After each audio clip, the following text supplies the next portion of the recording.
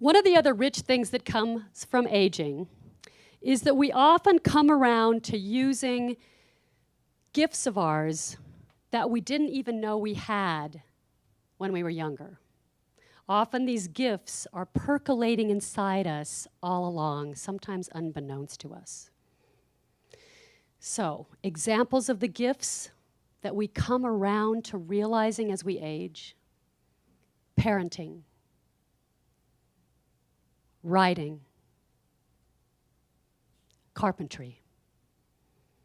Also, the capacity for sympathy, empathy, compassion. Other things that get stronger with age are intelligence, our intuition, our sense of humor.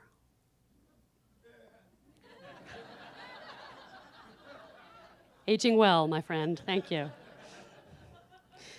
Our ability to teach others, our ability to build things, whether that's a bookcase or a relationship or a business or a family.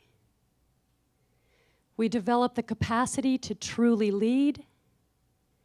We grow ever rich in expressiveness, and we find ever growing and deepening forms of creativity and resourcefulness. We have so much more to bring as we age. So I wrote an acronym to remind myself of this fact. And here it is. Authentic gifts igniting new glory. Ooh. I think I'll say it again. Authentic gifts igniting new glory.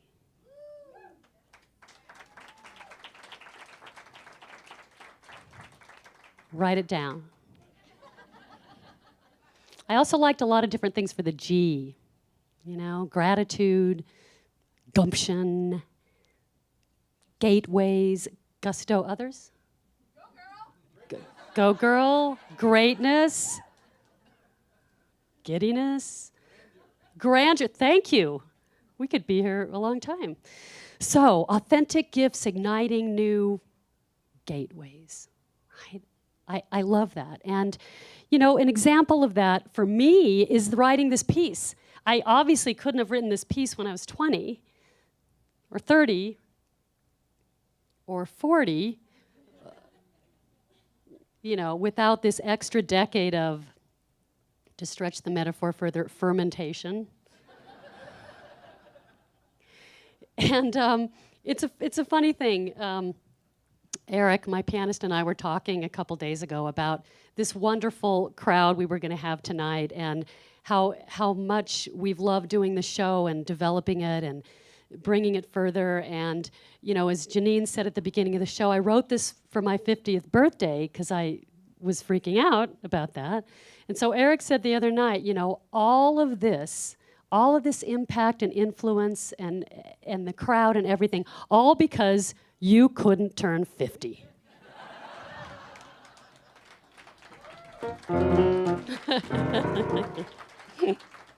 He always throws in these gems that end up in the show. So it's really important that all of us, and I'm going to implore all of you to really look at the gifts you've come around to that you didn't necessarily knew you even had when you were younger. It's so important that we own these gifts. And you might say to yourself, oh, that's not a gift, I just do that. That is not true, and you know that in your core. So I'm a life coach and a counselor. I'm telling you right now, this is your assignment. You must own your gifts. Again, we have so much more to bring to the world as we age. So what I'm also learning is that it needs to be fun, this journey. Did you get that memo? You know, but the thing is, as adults, we often put off fun because, you know, we have to be responsible. But I think because of the trials and tribulations we have as we get older and the responsibilities we have, we need to have more fun. I think this crowd maybe gets that.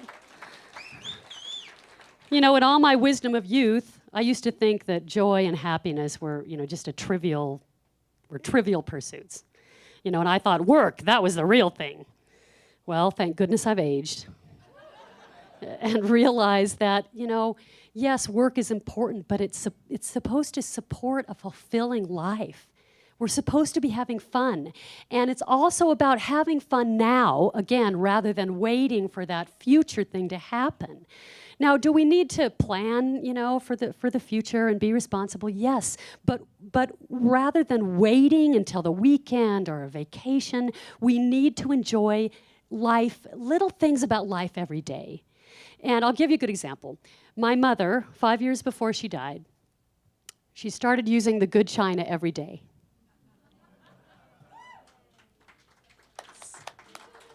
I thought that was such a great idea because as things went, how many times would she have used that china?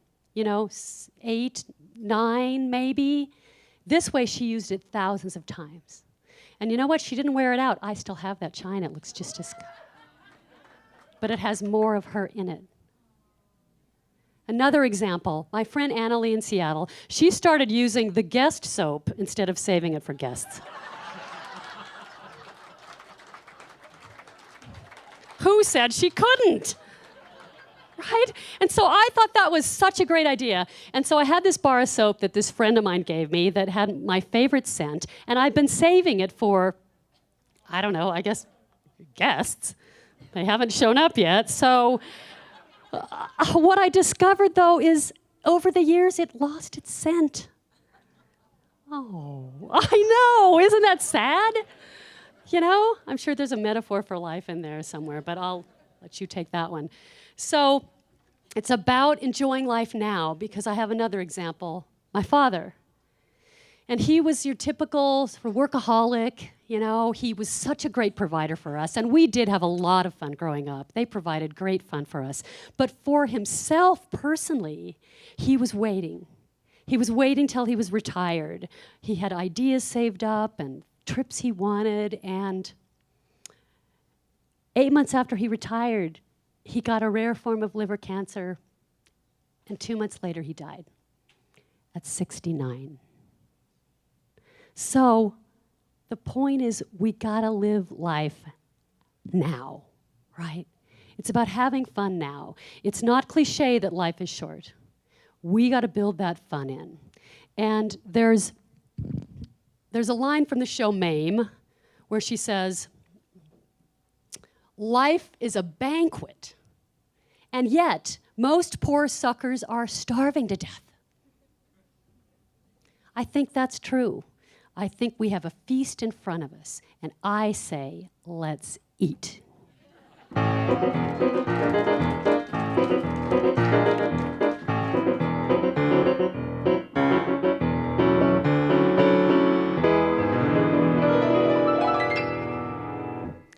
What good is sitting alone in your room? Come hear the music play. Life is a cabaret, old chum. Come to the cabaret. Put down the knitting, the book, and the broom. It's time for a holiday. Life is a cabaret, old chum. Come to the cabaret. Come taste the wine, come hear the band, come blow your horn, start celebrating. Right this way, your table's waiting. No use permitting some prophet of doom to wipe every smile away. Life is a cabaret, old chum. Come to the cabaret.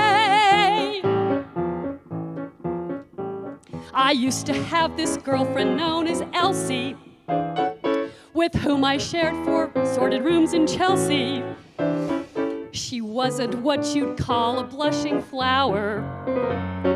As a matter of fact, she rented by the hour. But when she died, the neighbors came to snicker. Well, that's what comes from too much pills and liquor. But when I saw her laid out like like a queen. She was the happiest corpse I'd ever seen. I think of Elsie to this very day. I remember how she turned to me and say,